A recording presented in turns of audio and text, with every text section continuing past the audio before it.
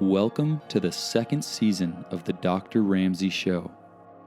Our intention is to deliver educational content and useful information on holistic health and our clinic, Revitalize Functional Medicine. To stay up to date with our weekly episodes, be sure to subscribe to our channel. Enjoy the show. Hi, and welcome back to the Dr. Ramsey Show. We're at Season 2, Episode 2. We have a great guest with us. His name is Kreston Woods, and he's a breathwork expert. Here is Woody with us today. Aloha, what's up, guys? My name's Kreston Woods. I'm a big breathwork guy. I run a wellness center in Elev8 Fitness called Rejuvenate, and I've been teaching breathwork for about 2 years. And yeah, I'm passionate about the breath. And most of you might think, we all breathe. What's the big deal? Well, we don't all breathe correctly. And I can attest to that myself. I learned how to breathe in yoga. It really made a huge difference in my stress response. And then Woody has some really great tools. We might share some with them. Yeah. I'm going to share one that I love, and maybe you can explain this breath more. Yeah. So sometimes, like if I'm stressed or if my mind's not clear, I'm going to do a breath that Woody taught us because he works with our company. And it's the triangle breath, right? So it's where you inhale, exhale, and then you hold your breath. Like I do that one quite a bit ever since I've met you. Yeah, and so the triangle breath is really important. So when you hold your breath at the bottom, you're gonna send out a more parasympathetic tone. And so using that big inhale, exhale all the way down. And on that hold, this is a great stress reduction technique to lower and send off a little bit more of a parasympathetic tone so that you have a little bit more less stress during your day. Right, so parasympathetic means relaxed. And then sympathetic is fight or flight. So with this breath, we get more relaxation. Exactly. Yeah. And so with the breath, it's important to know that like being in tune with your breathing is like being in tune with like the controls of your car.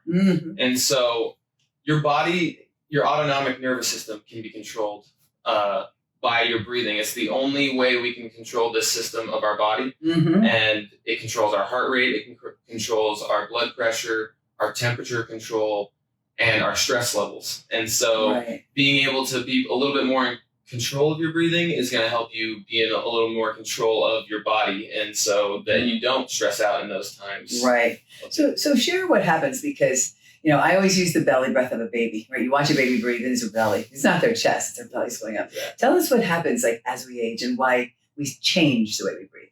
So a lot of things are also inherited. So like when you grow up and you see somebody have a stressful response, you in your mind connect that to the type of breathing that you see. So when you're growing up from ages like 2 to 7, you're just recording everything, right? You're just seeing the mannerisms of your parents, seeing the different ways people react to each other and their breathing patterns, because you don't understand words or things of that nature, but you do understand actions. Yeah, that's true. Of that. So when kids copy that, and like when you see someone very stressed out, they'll be hyperventilating up high in their chest, breathing through their mouth. And so making sure that we get in control of our breathing, elongate it, close that mouth, breathe in nice and deeply, and extending that exhale, we get a different physiological response by the different way we breathe.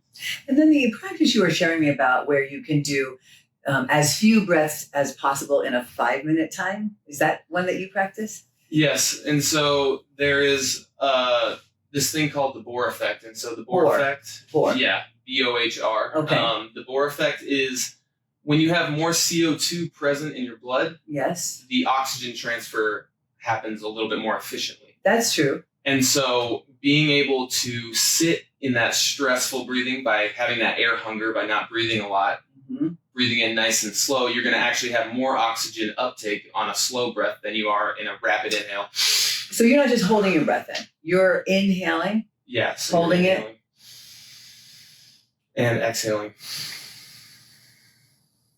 And then holding. And then you, as long as you can hold, and then you take another deep breath in. And then you take another deep breath in. And so sitting on that hold at the bottom is going to, your CO2 levels are going to start to rise, right? And then you get that urge to breathe, right? And if you can fight that urge to breathe, you're training that stress tolerance so you can sit with more CO2 in your system. Right. And the more CO2 you have in your system, the more efficient the next breath is going to be. Because you're gonna have that Boh Effect where double oxygen and carbon dioxide together and get a more efficient breath. So how many breaths do you take in 5 minutes?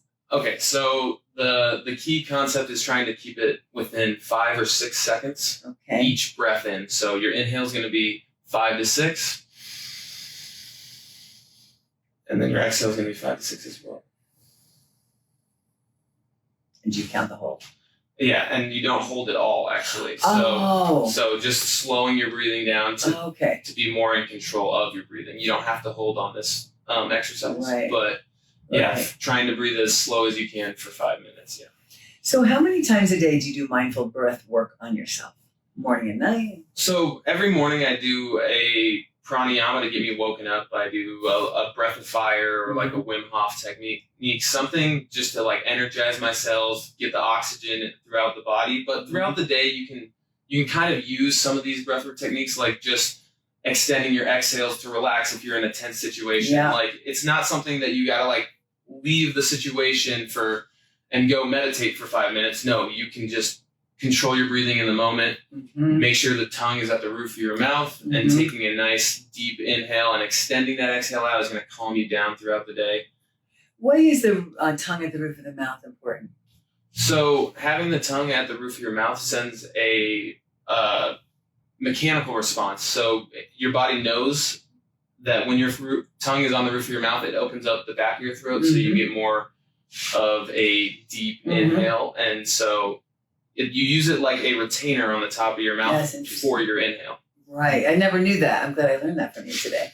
Yeah. And so, putting the tongue on the roof of your mouth is going to help you relax in all breathwork techniques. Right. Yes. Right. Because some people I know, their shoulders are up here, honestly, all the time. Yeah. People who have a lot of stress. And I think even just lowering your shoulders relaxes the body. Just being mindful enough to do that. Yeah. I completely agree with you. And being able to relax while you're doing these breathwork exercises is going to be very important, or learning how to relax in a stressful situation. So that's what a lot of these exercises are, hyperventilation techniques, and that is a way for us to stress ourselves out. Just like working out, just like jumping in an ice tub, you're going to get that stress response. Adrenaline, stress, but then it's how you react to that stress. Exactly. I totally agree with you. Now, this might be an odd question, but I know like our diaphragm is a muscle, right? Yes. So when we do a belly breath, we're working that muscle, or is it more when we relax? Okay, so the diaphragm is a really interesting muscle. So for a lot of people, if they don't use that diaphragm, it's going to be locked in there, and they're not going to really know how to use it properly. But actually, when we inhale, our diaphragm moves downward. Yes. And so it's like a plate, and it moves downward. And then when we exhale, it actually curls up and moves up. And so a lot of people, when they breathe in, they're like, oh, take a big deep breath, but they raise their shoulders because they think they're breathing in and up. But realistically, it's more down, like you were saying, like when you see a baby breathe, their belly opens up nice and big, like a balloon inside of a bird cage kind of thing. So, yeah. And do you know the science on the breath and the vagus nerve by chance? Okay, so the vagus nerve is the mind-body connection, as everybody knows, and it can be stimulated through diaphragmatic breathing. Yep. And so the one way we can get in touch with be more connected to our body is to practice the breath work. And so we are stimulating that vagus nerve by breathing deeply and having that stomach move like nice and big. Buddha belly out. Buddha belly, nice and big. Exactly. Right. Well, I think it's fascinating because I think being mindful of our breath is extremely part of our health, extremely important part of our health, I think. No, it's the only, if you're not taking care of your breathing, you can go days without eating, days without drinking water, but you can't go minutes without breathing air. And that's true.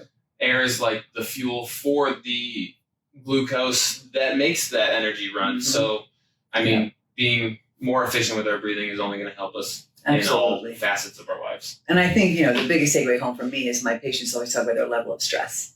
I know there's so many other reasons, but like just to treat stress, it's huge. It's free. And we can practice all different kinds of things. And I think that people value working out for their health. And I think that a lot of that is because it trains better breathing. And so when you do cardio, aerobic exercise, you get into a rhythmic breathing pattern, right? And so then you learn how to be. So a lot of runners talk about how it's a meditative state when they run at long distances, and that's because they get into this rhythm of their breathing and they get really connected to their bodies. That's beautiful, because the word breath in Sanskrit means spirit. I think it's so beautiful. I use it with my meditation. And then I know that you had the privilege to get into our Hyperbaric Oxygen Chamber not too long ago. Oh, yes. And so what the Hyperbaric Chamber is, so what we breathe, room air, is 21% oxygen. And in the chamber that Woody got in, it's 100% pressure, and it's 100% oxygen, and it's under pressure. So therefore, the oxygen is going to go to the place where we're most inflamed. Now, I'm sure you don't have a lot of inflamed body parts. Well, I mean, I did, before I came into the Hyperbaric Chamber, I did a super hard workout so that I would make sure that I was a little bit of inflammation going around through me. I didn't realize. Yes, but the Hyperbaric Chamber was an awesome experience. When you get in there, it feels like you're underwater, but it's just air coming in. Your ears start to pop like you're at elevation, or, I mean, pressurized underwater. Right. And then you get in there for a little while. I was doing breathwork techniques, and I could feel like I could hold my breath for even longer. I mean, I didn't even test it because I didn't have my phone in there, obviously. Yeah. But I'm sure it was really long. And then when I got out of there, my whole body was buzzing with energy. It was just cellular energy. You know, you could tell for like 2 hours after that my whole body had some extra a little buzz, you know. Yeah. And we can't live without oxygen, just like you said, we can't live without breathing. You know, it's a simple, basic need that we all have. So I'm sure some people are going to want to find you and work with you. And I know you work with people individually. You work at a gym and then at the wellness center. Tell us about that so people can find you. Okay, so personally, I run clients through my business of Woods Lifestyle Fitness. I work with breathing and working out so that we kind of have a combination of the two. That's smart. Because if you get the breathing down, the working out becomes a lot easier and a lot more efficient. You see results. And second, I work at Elev8 Fitness. I personal train there as well, and we also run their wellness center. And so our wellness center includes alternative therapies such as infrared saunas, red light therapy, compression suits, and cold thermogenesis. Is that cryotherapy? So cold thermogenesis, we do it in a cold plunge. So it's cold water instead of cryo. And some studies have come out that cold water is actually more efficient at cooling the body than cryotherapy. So you can get a little bit more extreme results from the cold tubs. And if somebody wanted to call you personally just to set up an appointment with you, how would they get in touch with you? You can call me on my cell phone number or shoot me a text at 602-565-9166, or you can just email me at woodslifestylefitness@gmail.com. Yes, if any of you have any difficulty with your breath, perhaps you're having a high stress and you want to learn some breathing techniques, Woody will work with you one-on-one or with a group. So just think of Woody to help you with your breath, which is a very basic need we all have. And the better we do it, the better we live. Thank you so much for watching Dr. Ramsey Show, and I look forward to seeing you next week. Thank you so much.